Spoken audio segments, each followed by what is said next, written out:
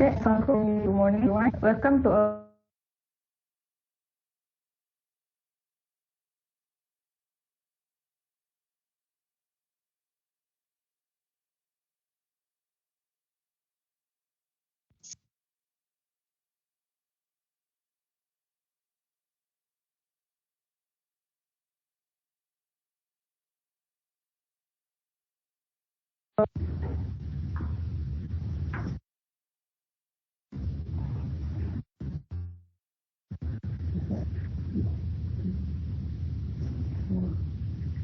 Assalamualaikum and good morning everyone.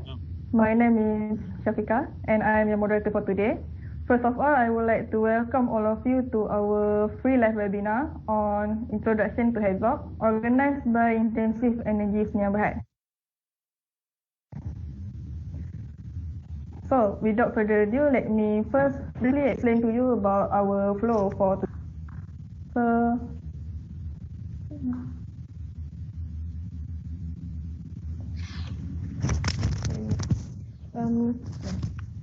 Sorry, we have a little bit of connection problem here. Okay, so let's continue. Let me first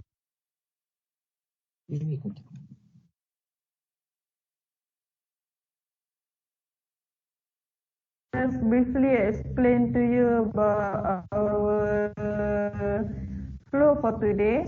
First, I will briefly explain to you about our company, and then I will explain about the do's and don'ts. Then we will continue our next.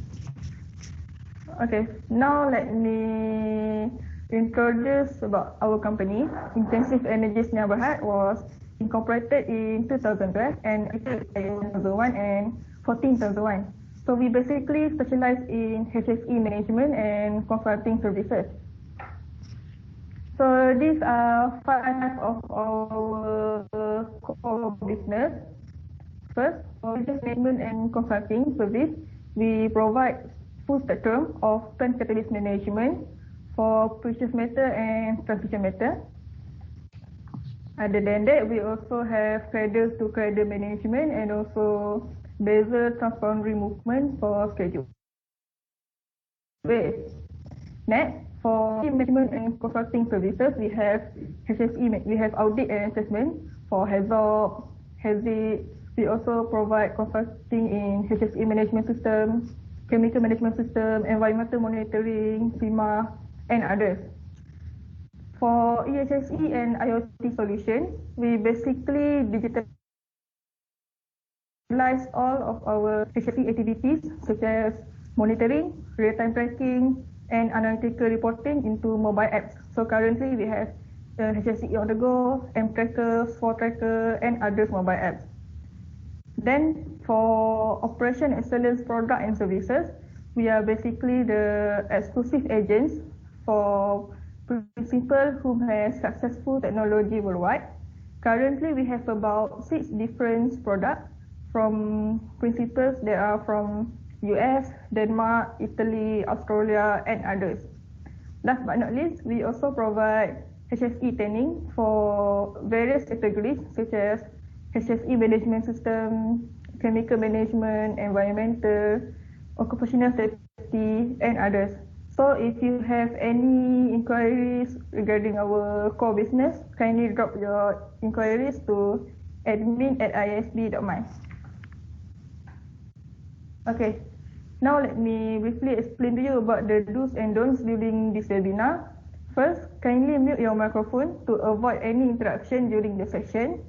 Second, kindly refrain from discussion regarding other unrelated issues during the session. And lastly, kindly drop your question in the chat box and we will read the question during Q&A session later. So, without further ado, I would like to invite our speaker, Mr. IR Razmah to start the training session. So, Mr. Wata, the stage is yours. Okay, Assalamualaikum, good morning. Can sound check, can everybody hear me? Sound check, we can hear you. Okay, just seeing whether anybody's typing in the chat.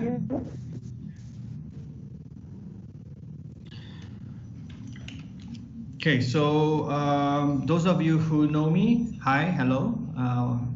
We meet again. Those of you who don't know me, I will give you a quick introduction. The plan is like this.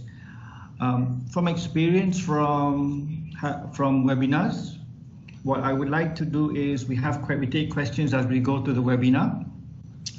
We'll take questions around 10:55 or 10:50. Then we'll take questions again around 11:20. The webinar on invitation is scheduled to 12 o'clock. However, the presentation actually ends at 11:30 because I have another presentation at 11:30. If you need any follow-on or elaboration, please contact IESB. Alternatively, if you search for my name on the internet, Raz Mawata, or if you ask the Institution of Engineers Malaysia, which is a non-profit organization which I highly suggest you all join, then you can find out where we have additional information. So may I suggest you all kill your cameras. I will not be entertaining questions during the presentation side, but the Secretariat will filter through your questions in the chat. We already have some questions already submitted. I'll tell you whether we address that in the presentation or whether we do it during the meeting. So if you want to kill your cameras, ladies and gentlemen, I would like to share my screen. Okay, can everybody see the screen? Secretariat, I should say HAZOP training for team members, a practical approach. Can you see that? Oh, I need to kill my camera as well. Secretariat, can you see the screen? Can somebody respond in the chat whether you can see the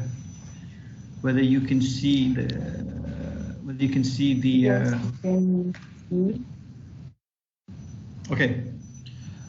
So this is actually a summary of a one-day course I provide for team members, HAZOP, and again, this is also a summary of a 2-hour lecture I provide on HAZOP. Where's my knee? Hold on. Mouse page down. Okay.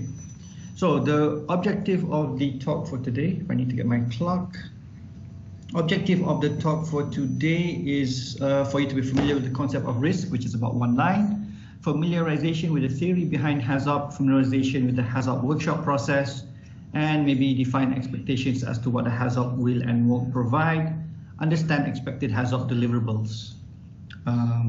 If I speak I might be speaking too fast, my apologies, but there's a lot of material here. So I will tell you which screens are important for you to pay attention to. And if you have, there's one particular slide, which if you do not take anything away from this presentation, just take away that slide.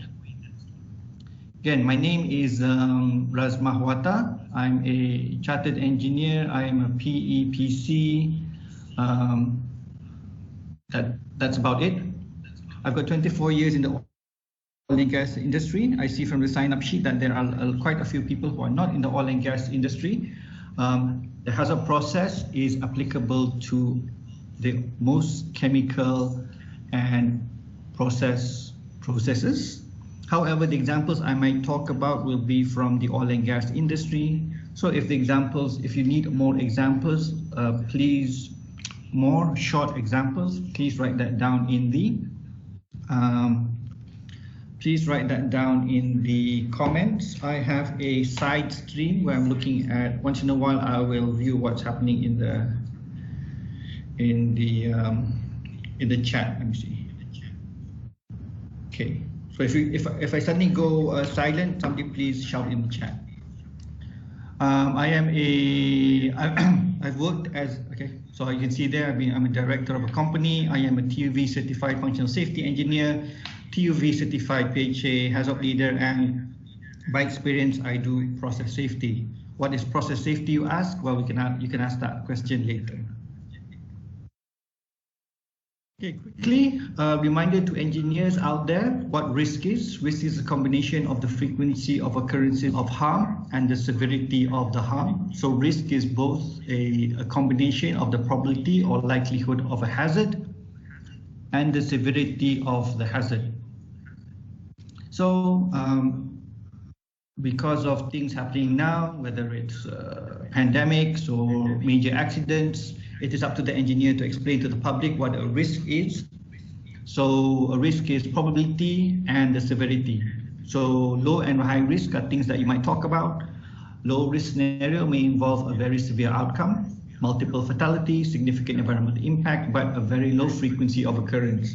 I see some of you are in the airline industry. Again, an airplane crash, though unfortunate, is considered low risk because even though the severities may be high, the likelihood of it happening is low. Okay. And I introduce you a tool that you may have seen for you to do a risk assessment. It is a general tool for risk assessment. You can see that we have probability on the left, on the y-axis, consequences on the x-axis, and then you can plot there depending on your definition of low, medium, high for consequence and probability.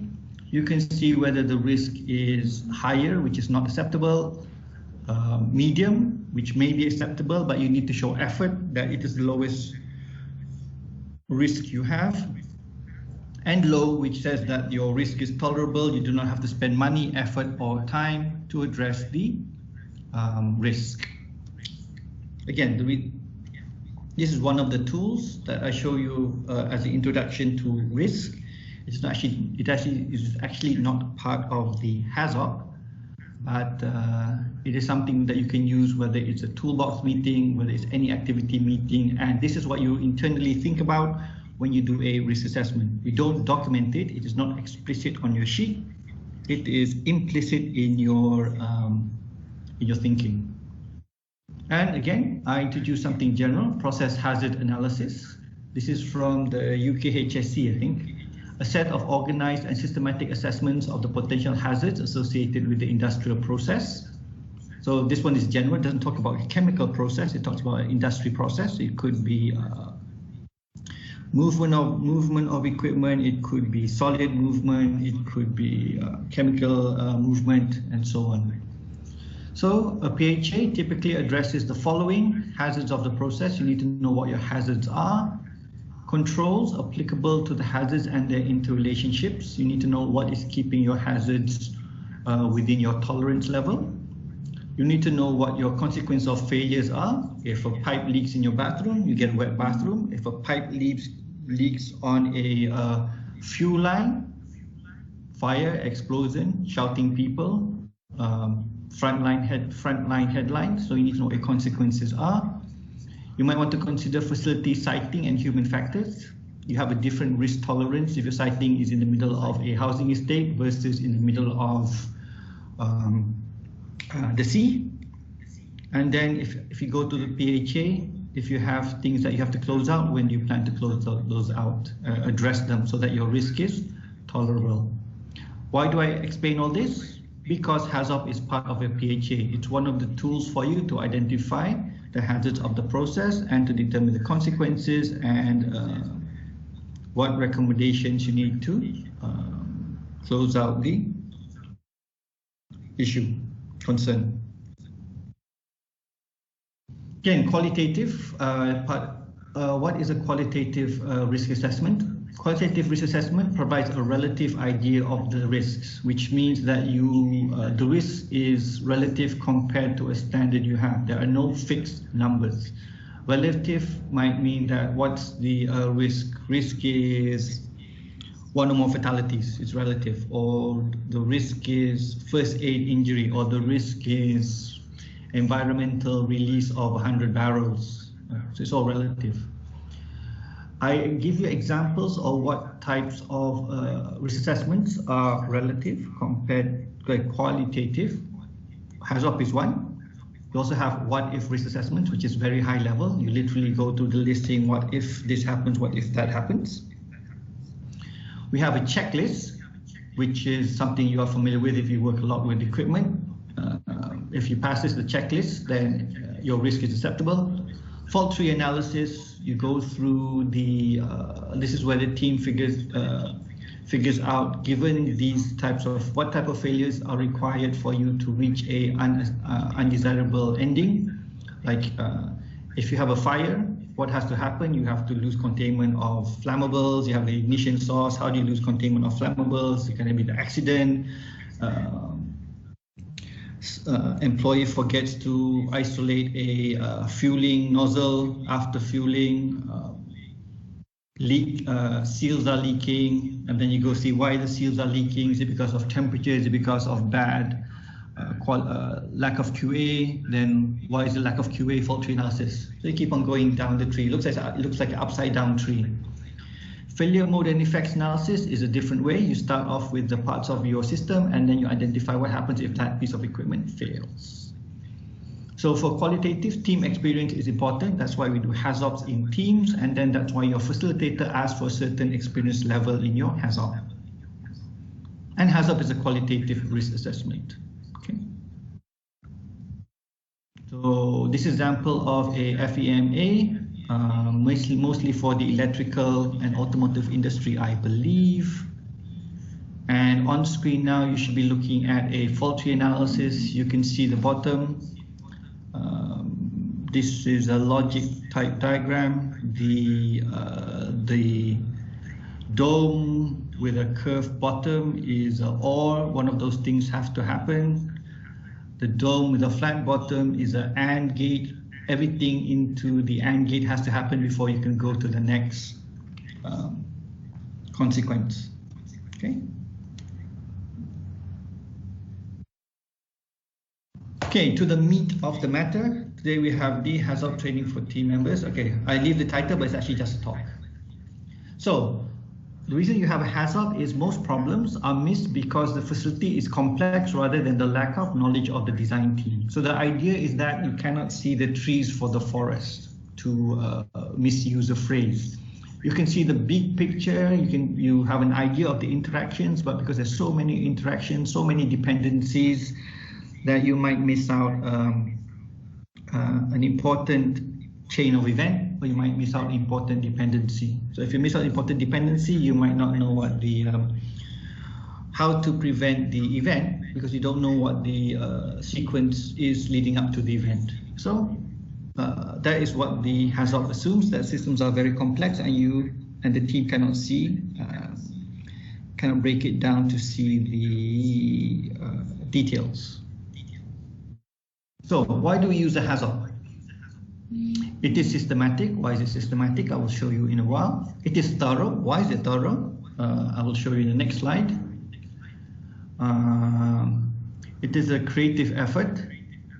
Why is it creative? Because even though it's systematic, it is requires users to input into the system, into the process.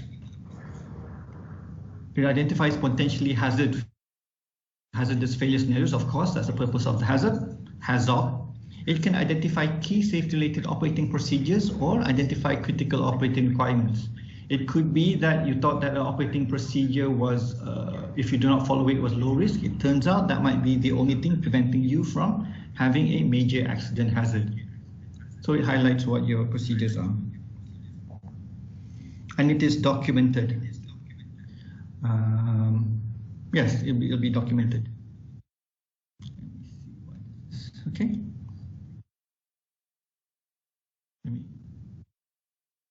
So what a HAZOP is not? Okay, a HAZOP is not a design review. Your engineering design review should be performed before the HAZOP. A HAZOP is meant to be a risk assessment. If you want a design review while you're doing the HAZOP, you'll be wasting, you'll be inefficient because you have more people in the room than required for design review, and then you'll be paying for their hours. If you have a HAZOP which has 20 people in the room, every time you are distracted from the HAZOP, every hour you are distracted from the HAZOP, you'll be paying for 20 man hours. HAZOP is usually based on a PNID, which is piping and instrumentation diagram, for those of you not familiar. So the PNID is similar to a design review. It should be performed before the HAZOP. Again, reason is wrong people are in the room and you might not get the answers you want from the HAZOP. Time check is 10:50. So if you have any questions or secretariat, I will probably start answering questions at 10:55 for the first set. Secretariat. So we continue with the slide. Documentation Dropbox. Sometimes people want to use the HAZOP as a place to record their pet, for want of a better word, irritation or pet nuisances. And they just want to record it down in the HAZOP, or they have a report that they really want to emphasize has to be done. For example, if you do a HAZOP, you might be doing a hierarch, but the hierarch has not been done. So you want to put in the HAZOP report a recommendation saying do the hierarch. Okay, I tend not to do that. And if you want to know why, you can ask later or catch up with me at some other point. And it is not a hazard. For those of you who have pre-submitted questions, a hazard is actually similar to a hierarch. It might not be, it's not exactly similar because hierarch has a specific procedure as per the Malaysian DOSH, I think, because I've read the procedure. So it is not a, HAZOP is not a hierarch. Why is it not a hierarch? I will show you in this slide. So hazard is a high-level systematic assessment of a plan intended to identify potential hazards. Okay. So the hazard or hierarch is used equipment layout drawings as the basis document, whereas the HAZOP uses the PNID as the base document. So what I would like to point out or simplify is that HAZOP looks at the risks that come, the risks of the HAZOP come from your process, what is inside your piping. The hierarch emphasizes risks that come from outside your piping. Though, if you have a simple system and are not doing a HAZOP, then the hierarch might incorporate some of the HAZOP aspects, especially if you have contained pressure, contained temperature, and flammable materials. So you can see on screen a difference between a HAZOP and a hazard. Assume the hazard is a hierarch, and yeah, so those are things that you can see there. Okay, so what I would look at is, look at what's this, 1, 2, 3, 4. Row 4. HAZOP deals with internal hazards of the equipment. Hazard deals with external hazards. Okay. The similarities for the, at least for the oil and gas industry, we use guide words to help make the process a bit easier. And again, those of you who are familiar, this is a layout for a platform, so we will use a layout like this as the basis for the hazard or hierarch. Again, hierarch is a structured process. If you want to know about hierarch, we will have to go, I will use the DOSH or NIOSH published document as the basis for the hierarch. When you want to do the HAZOP, you do the HAZOP, you don't do it at the concept, and you do not do it at the concept and definition phase because you have insufficient documentation to conduct the HAZOP. You want to do it at the design and development phase, you carry out the HAZOP just before design is frozen. Why? You want to have it late enough that you have enough information to carry out the HAZOP, but not so late that the HAZOP cannot influence the design and you do not have time to correct any design errors identified during the HAZOP. You can do it during the manufacture and installation phase before startup, or substantial changes in intent at a late stage, which is usual. Sometimes you have a 5-year, you have to do a 5-year update of your risk assessment process, and one of them would be a HAZOP so that you capture all the changes since day 1. Operation maintenance. You can do a HAZOP when you do changes that affect safety, operability, and or the environment. or decommission disposal. Okay, this is when you can. Okay, so this is when you can do a HAZOP. It doesn't mean you have to do a HAZOP. It depends on your work. Is the work complex enough that you need a HAZOP, or can you? If you go back to the slide about the qualitative risk assessment, is something easier. Proper tool. HAZOP can be overblown. It could be too much. And if your team doesn't understand the HAZOP but understands other tools, maybe those tools will be more useful in the long run. Okay, this is the slide. I want to talk about the methodology. Maybe I go to the methodology first and then I answer questions. If there is nothing else, you have to remember the slide. Take a screenshot, or actually, you don't have to take a screenshot. HAZOP documentation is available all over the internet. If you look for HAZOP methodology, you will find it. I am explaining it the way I think.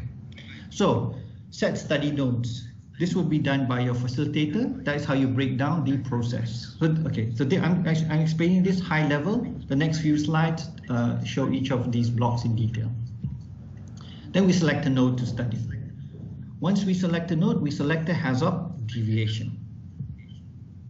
So once we identify a HAZOP deviation, example would be less flow. We determine we try to find out what the causes of less flow are. We brainstorm. We come up with all the causes for less flow. Once we come up with all the causes for less flow, again, we are in a single deviation, single node. We come up with all the consequences of the cause. Okay, so it's important to remember that we are in a subdivision. We start with the node. Then in the node, we select one deviation out of many. Then we create many causes from one deviation. Then for each cause, you can have multiple consequences. Then once you have the cause and the consequences, you look at what you have already designed, existing. Is there anything there that can eliminate the cause or mitigate the consequences? There can be multiple safeguards. And then we document all that. Okay, so at that point in time, you actually do a explicit risk assessment. Given your cause, your consequences, so you have your safeguards, now you have a risk. You have your probability of something happening versus the severity of something happening.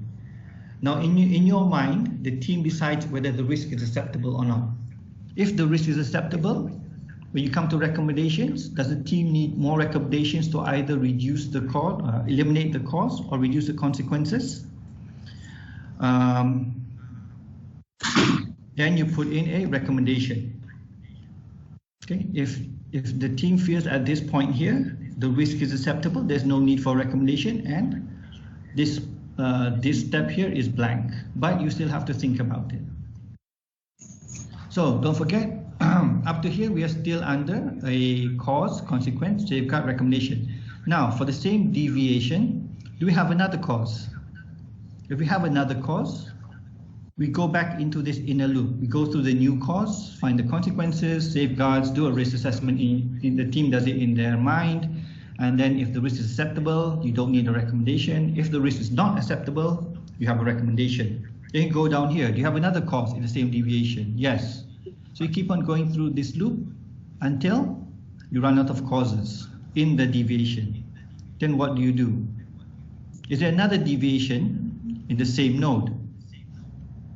If you say yes, go through this second loop. You go to the deviation, the new deviation, then you have a new set of causes. You go through the inner loop until you exhaust the causes. Is there another deviation? Yes, you keep on going through that until you exhaust all the deviations in your selected node. Then is there a new node? If it's yes, you go through the loops. You go through the loop again, select node to study, and then deviation, cause, consequences, safeguarding. And if you don't remember anything, this is the structure of the HAZOP methodology. Okay. Secretary, any questions? What time is it? Okay, we can do 5 minutes first. And then, or just one question, Secretariat, if you want to pick a question. Okay, there is one question from Mr. Christian Korea.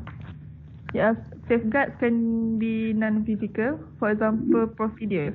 I will answer that one in the next few slides. Next question. Okay. In HAZOP, we assume the procedure will be followed strictly that don't from MUS 92. Yeah. Okay, I will answer that one in the next slides. Anything else? How can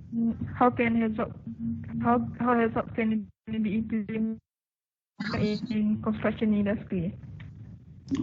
Okay, you have to find out for that one. It depends. HAZOP applies to a process. If you don't have a process, then a HAZOP does not apply. That's a general comment. So if you're talking about a what do you call it?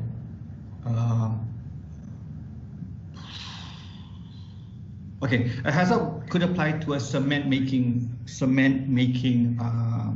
plant. Okay, a HAZOP might not apply to building a wall. Might not be the correct tool. Your correct tool might be a job safety analysis, where you go through the steps and determine what the risk of each of the steps are. A HAZOP is not the right tool for that type of work. So, so to summarize, you can use it in the building industry, but not everywhere. And there are better tools for you to use in the. There might be better tools to use. Okay, there is one more question. I will continue. Okay. Later. Is my audio okay? Because I've got two teams. I just want to make sure the other one is my other one is actually oh shoot, I just lost it. Okay, that one. Okay, so I will continue. So how do I select a study node? Typically, I follow a molecule. Again, HAZOP is based on process from upstream to downstream. It just makes it easier for people to understand causes and consequences. It's harder for people to understand if something happens downstream, which is further down the process. How does it affect upstream? Okay, and then the facilitator will size the node such that design intent is clearly understood. What I typically do is vessel plus associated pumps, compressor stage, and a cooler. If you are from university, you are used to seeing a HAZOP node being a single line. I tend not to do that in industry.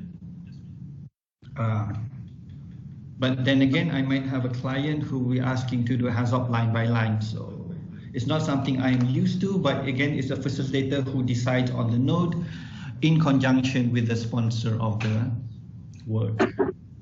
Typically, study nodes are arranged in the order I show on screen. We do all the major processes in oil and gas. That would be compression, that would be separation, that would be dehydration, for example. And then we do utility packages, steam, fuel gas, diesel, hot oil systems. And then I think somebody has a microphone which is not muted. I can hear you coughing. Then we do the minor processes, which would be I would say instrument air, nitrogen, potable water, washing water, and then package utilities, which might be your gen sets, might be your nitrogen generators, might be your instrument air dryers. But again, that is what the facilitator will do for you. So we need to do a deviation. The deviation is a combination of a guide word and a process parameter. So what we have here is the guide words.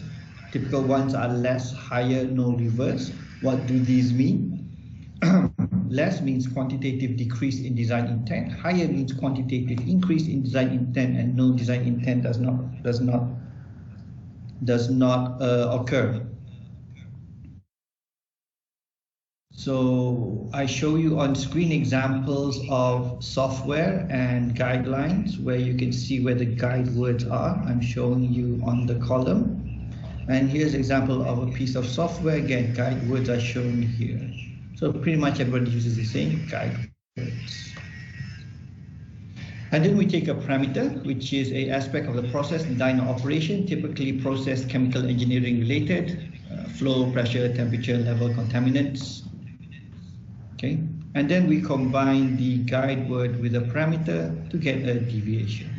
So a guide word parameter, if for example, if we take flow as the parameter, guide word is less, higher, no reverse. Deviation is less flow, higher flow, no flow, reverse flow. Level, same guide words. So the deviation could be lower level, high level, no level, and you don't have reverse level, obviously. So that is how you come up with a deviation. Okay, so the next few slides, I'm going through the process of how a worksheet looks like, and that would be along the bottom of the screen. So causes, identify causes of the deviation, causes within the node. So that is the reason why we want to split out the worksheet or the plan into nodes so that you can focus on one node at a time. Causes are within the node. So causes inside the node can have consequences outside the node, but we don't do it the other way around. If we're looking at node 1, we don't look at causes in node 2 that have consequences in node 1. We can look at causes inside node 1 which have consequences in node 2, 3, 5, 7, 10, etc. So that is how we work at HAZOP. I just find it easy if you follow the molecule, which means you follow the actual physical path of the molecule. An example here I present is gas blow-by. My apologies, that is mainly an oil and gas type deviation. However, you can see the intent is that we can have one deviation, possibly many causes. So you have less, no, you have the guide words here, parameters here, and then the deviation you can see here. I'm not reading this out so that just to make sure that people are actually looking at the slide. And then you have the causes here. So LCV is level control valve. So the first deviation, you have an LCV failing in an open position. Higher level, you have an LCV failing in a closed position. And no level means that you have an LCV failing in an open position so big that you cannot maintain a level in a vessel. So now you have the deviation and the cause. So we said we look at one cause and we look at the consequences of the cause. Excuse me. So we identify the consequences of the cause. Note that we're not talking about the deviation anymore. Causes within the node can have consequences outside the node. I repeat that one again. So in the slide below, you can see we have our deviation. I picked the cause LCV failure in the open state. And we have consequences. Again, these are oil and gas or chemical engineering type consequences. We lose our NPSHA, net pressure suction head. We have gas blow-by, and if we lose a level in a separator, we have inadequate separation due to lack of volume and hence separation time. So we've gone through the deviation, we've selected a cause, we've got the consequences. And then we decide whether the existing engineering, then we decide what the safeguards are. That is to decide whether the existing engineering and safety systems can cope with the consequences of the deviations. So what we have here, consequences, loss of NPSHA. Maybe you want your safeguard that you've already designed is low pump suction pressure trip to protect the pump. Gas blow-by, if you want to protect the downstream equipment, you might have a low level trip which shuts in the system. If it detects that you have lost your level, inadequate separation, you might want to have a low-level trip to make sure that you can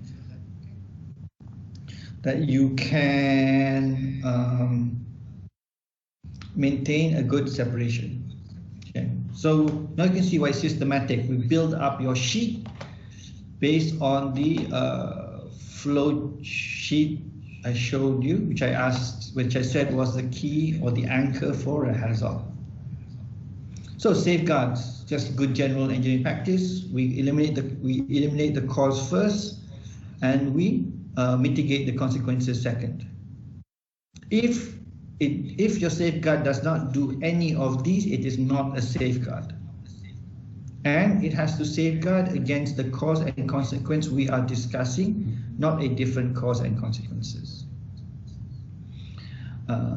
Good design, usually that means better than minimum consensus standards. In your industries, you have a minimum safety standard. I'm focusing on HAZOP, I'm focusing on safety here.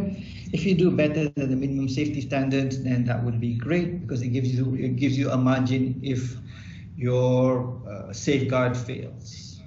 Examples of safeguards, we have relief valves to relieve pressure. We have redundant or voting instruments that detect the abnormal or dangerous process conditions. So if one fails, another one can detect the process condition.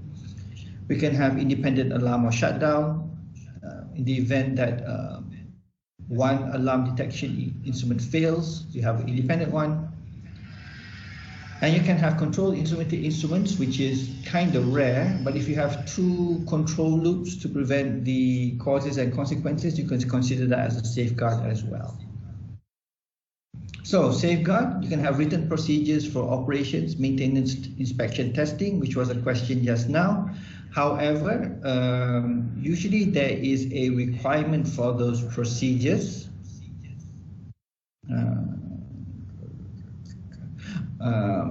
Yeah, it has to be written. It cannot be a practice, because if you don't follow a practice, you cannot assure yourself that your operators will do the practice. But if it is a procedure, then you can assure yourselves that your operators will follow the procedure. Again, it's the HAZOP assumes that the operator is trained and competent, and part of training and competency is that they will follow procedures, but they might not follow a practice. And then training recertification. If the equipment has if it's complicated and the operators are not trained for it, then it's not fair to say that the operator has a procedure, but because they aren't trained for it, they can be considered a safeguard. However, there is a discussion. I have an opinion whether an operator can be considered a safeguard or not. We can discuss that at a different time. Okay. Recommendation. So if the team feels that the risk is not acceptable, then they can add further safeguard. For examples, additional safety trips. Team is not to spend excessive time designing a solution. Let your engineering team design the solution. What the team has to come up with is a recommendation or maybe an objective that they want. Say they want a second layer of overpressure protection, or they want a bounded area, or they want a study to be done to confirm you cannot overpressure or what have you. Those are the types of recommendations I would note down.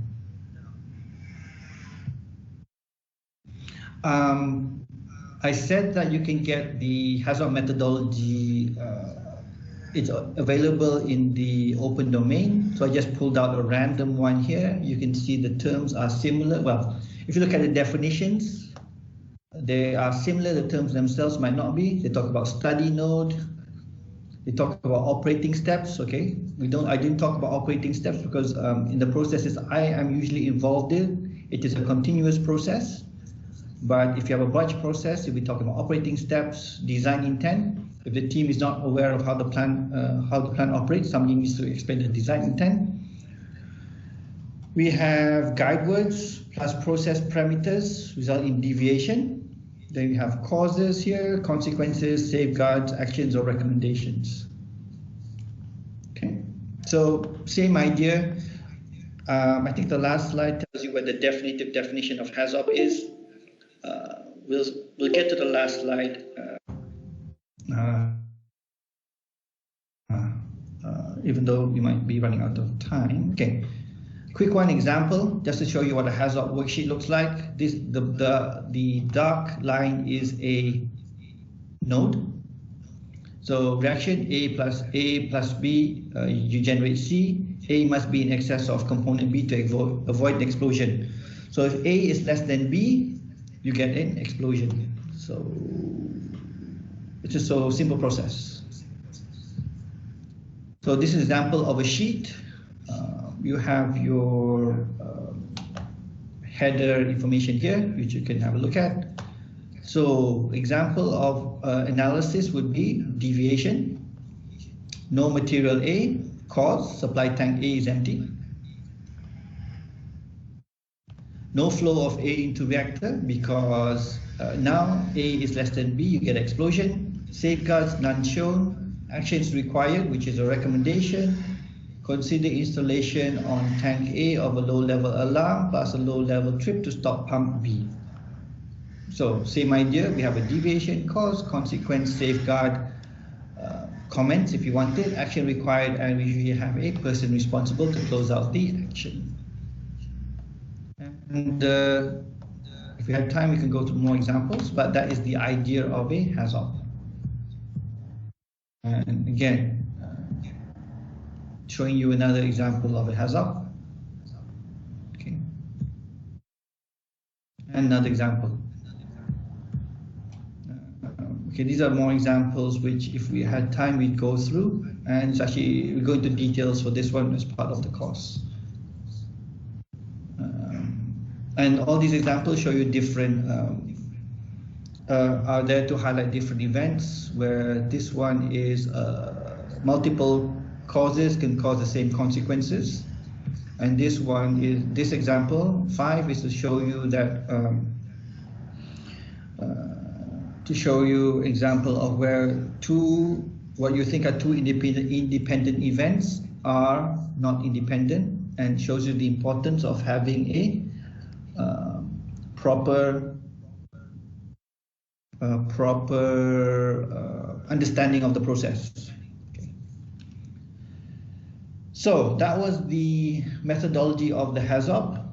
Now I will want to talk a bit about the session management. This is what you can expect if you're a HAZOP team member.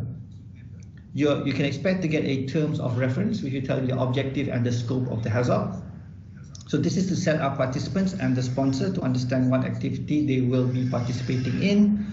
They think it will be a HAZOP of, first thing, making sure it's the right asset. If you have multiple assets running, what the boundaries are. Does it go up to the, does it go up to the fence of the next door facility, or does it go up to your fence? Does it only go up to your equipment? Does not include third-party vendor equipment, so on and so forth. What PHK method are we using? You could be doing a HAZOP. It could be a HAZOP with a risk assessment. Sometimes companies have multiple risk assessment methodologies. We need to make sure which one you're using. Time and date, make sure you show up at the correct time, at the correct date, and at the correct location. And who's required for the HAZOP? Documents that you require for typical HAZOP, you need the PNIDs, process and instrumentation diagrams. Each member should have PNIDs identifying the HAZOP nodes or have access to such a copy. This applies to whether it's a face-to-face or whether it's a online meeting. I think for online, you need to have, you definitely need another local copy. You might even need another screen to look at the drawings while you are looking at the shared screen. Please note that I prefer a specific set of drawings that are used during the HAZOP. An excuse that the current version is updated, not issued yet, is not an excuse to HAZOP hypothetical, future, and finalized drawings, because Until a drawing is issued, it can always change. If you change the drawing from the HAZOP to the final one, then usually if nothing happens, no problem. If there is an investigation, people will be asking why did you not install this, or why did you not install the same equipment that you HAZOP'd? Why is the equipment that was installed and the drawing used for the HAZOP or any other risk assessment is different? And this is important when preparing the HAZOP documentation. We said HAZOP was traceable. So if it's traceable, you need traceable source documents, and one of the source documents is a PNID. PFDs are not sufficient. Those are process flow diagrams. You don't have the design pressure temperature. You don't have actual isolations, minor process utility lines, control loops, and details. So you cannot do a HAZOP. And then examples, I would show you PNIDs. Okay, cause and effect matrix, safe chart. This is to confirm that a cause results in an expected action. On your drawings, you will see lots of detectors. And then if the team is asked what the cause is, the team will respond, it will close valve X or stop pump Y or shut down the plant. That is good, an explanation, but you will have to look at the safe chart to make sure that you have documented that what has been orally described actually is actually shown on your drawings. There have been cases where we have somebody explained the cause of a detector. Turns out that when you look at the drawings, that was not the cause, or the cause was more than what was explained, and that could actually cause escalation of the original cause. General arrangement drawings, that is nice to have. That shows the unit operations with respect to unit operations is in chemical engineering is what we call the process equipment, where it's located with respect to surroundings. In some HAZOPs, we have a maintenance and accessibility guidewords. So it's nice to have the general arrangement drawings to look at these guidewords. This is where the HAZOP starts bleeding into a hierarchy. If you're doing a hierarchy, then the general arrangement drawing is still nice to have, but does not play a bigger role in the HAZOP. And information provided by team members. Okay, I'm speeding this up because we have another 5 minutes. So your team structure will be your leader, facility chairperson, not associated with the project, third party. Scribe records the HAZOP study in sufficient detail. The scribe reports to the facilitator. And members use their experience, training, and judgment to identify any issues that can be discussed by the whole team. Assist the team arriving in a consensus. I propose that we have two types of views, designers and users. Designer explains the design and user explains the operation context of the system. Okay. And then I show on screen what the session structure is. You sign the attendance sheet, you establish ground rules, and know the daily goals, and need to make sure the team members are aware of the HAZOP methodology, which you are being made aware of by attending this presentation and attending other presentations or training courses that will make you more familiar and comfortable with the HAZOP methodology. Okay, these are rules that we can show during the HAZOP session. And we have team rules and we have assumptions for the HAZOP session. What else? Okay. Information sources. The standard is on screen now. IEC 61882, 2002 Hazard Operativity Study, Application Guide, ICHEM-E, HAZOP and HAZAN notes on the identification and assessments of hazards. HAZAN is similar to hierarchy, but I have not read that particular publication. And I don't know how close the HAZAN is to a hierarchy. ICHEM-E discussion group, LinkedIn, experienced colleagues. You can look at online, there's probably something in Facebook, but I would again, it's the internet, so be cautious. I guess best place to do is to get information from practitioners of HAZOP. If there's training courses by reputable companies, please attend. Again, this is intended for you to be a participant, not a facilitator. So it's more for you to understand what the expectation of the HAZOP is, so that when we come to the HAZOP, you are prepared to answer the question provided in the HAZOP. I find that sometimes if you are not familiar with the HAZOP, you might adopt a defensive stand where you say, no, your system is perfect, it cannot go wrong. Okay, which is fine, but this is a HAZOP. The questions are there for a certain purpose, your answers are there for a certain reason. So please, if you are in a HAZOP, understand that the questions are there for the purposes of the HAZOP. Okay, that is this truncated presentation. We have 6 minutes or 4 minutes for, we have 4 minutes for questions. Secretary, you want to?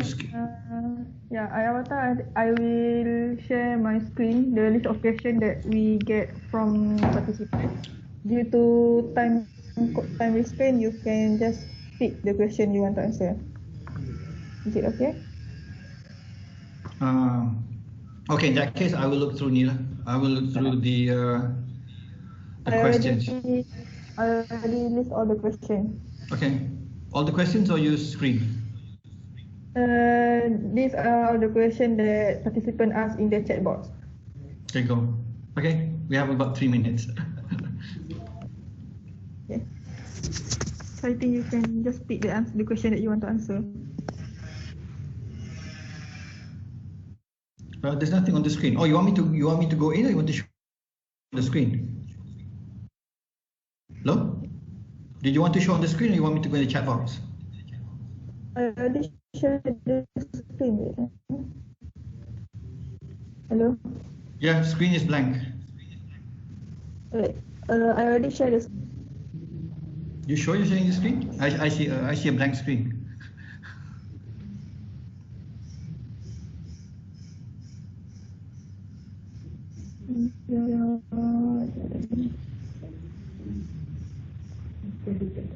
Okay. You can.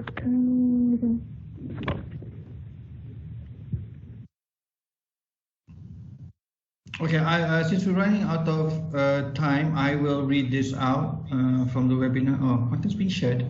Is that the wrong Teams then? I already, yeah. Okay, I can't see the screen, so. Yeah. Why can I not see the screen? Hold on. Yeah, I lost it. Can you read it out? My Teams just gave up. Can you read it out? Secretary, can you read it? Can you?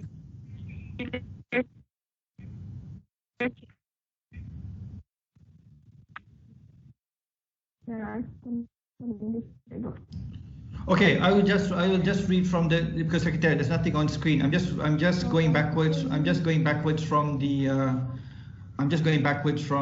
webinar. So apologies.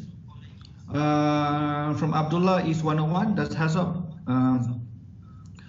will HAZOP be done during design, or will it be done periodically? HAZOP will be done periodically based on the user requirements. For example, if you have to update your safety scenarios every 5 years, as part of that update, you will do a HAZOP. From Asfar, can we have a copy of the slides? You may not have a copy of the slides. If you wish a copy of the slides, please attend one of the training sessions. From HHY, if a small group HAZOP, who are key personnel required? I think I had that in the presentation actually. You need on both sides, on the owner and the designer, you need at least the process people, the safety people, the mechanical people as core, and then you must have access to the other disciplines, instrumentation, when and as required. If it's a package HAZOP, which you are specifically looking at a self-contained package, you must have the package technical people around, not the sales people. From Fatima at Hibiscus Petroleum, who has the responsibility of following up actions after the HAZOP? The team will decide. Usually it is the designer if it is in design stage. But if it's outside the scope of the design project, then the team decides whether it goes back to the owner or to somebody else. Safety L asks, does SOP consider as a safeguard? Okay, this is a complex question, although not all safety procedures included within the document. If the safety procedure is not included within the document, then it is not a safeguard because you have a conflict of wording.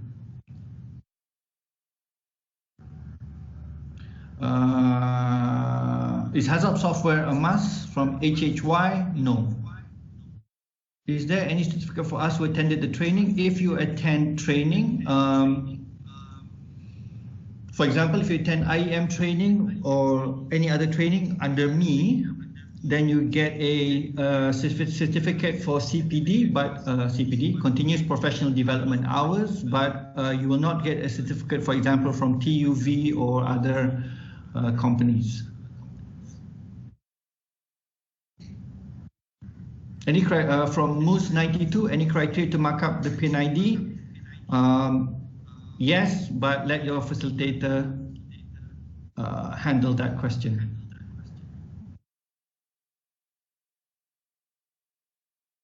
Zulhairi asks, HAZOP is only done right after design is frozen. Actually, it is not. It is done at what is usually called the IFR, issued for review documents, so that you do the HAZOP first before you prepare the IFC or issued for construction documents. Zulhairi also asks, HIRAC is applied. HIRAC is done as a separate exercise, so you tend to do a HIRAC anyway. From Shahril, does the quantitative analysis, for example, are part of HAZOP, or is HAZOP a purely qualitative analysis? That is a complicated question. I will answer this as a process engineer. So when you take credit for a safeguard, you assume the safeguard works. If the safeguard cannot respond in time to prevent the consequence from happening, then it is not a safeguard. And one of the things that you need to determine if a safeguard can respond in time is the process safety time.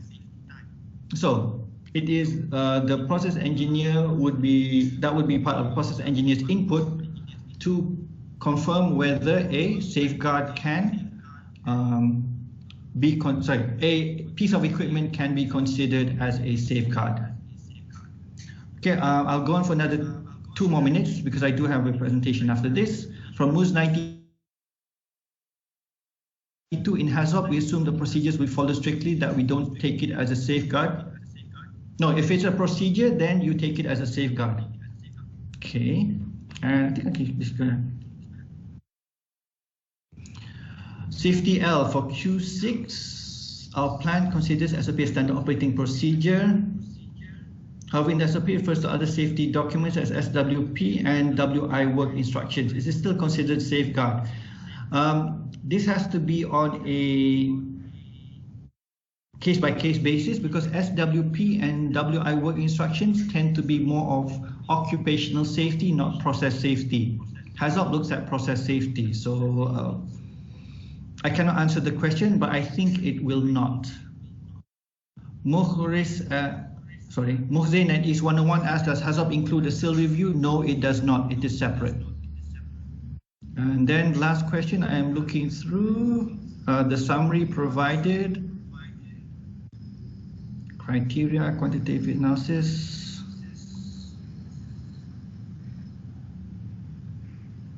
And I hope I've answered the question about the difference between HAZOP and HIRAC, which was pre-answered. So, Secretariat, I hand over the presentation back to you. Thank you all for attending. I guess for admin purposes, follow up again on my. Thank you all for attending. I hope you've learned something, at least a taste of HAZOP, cleared up any of misconceptions you had. This is a truncated presentation. If you want the more understanding, then you can attend various HAZOP courses. If you'd like to catch up with me, Razmah Wata. If you get lost, call the IEM and ask to get in touch with Engineer Wata. Okay, thank you. I will pass back to the Secretariat. There's my screen. Okay, thank you, Ayar Wata, for your useful information. First of all, we'd like to apologize for our bad network. So currently we cannot share the screen, but we will share in the chat box. So I would like to thank you, all of you, for your time. Hope you gain some knowledge in this training session. So our next training session is on, our next webinar is on next Monday at 10:30 AM. The topics will be introduction to safety critical element. So if you want to join, you can click on the link which I will share in the chat box, and also we will send to you in the email. So thank you and have a nice day, everyone.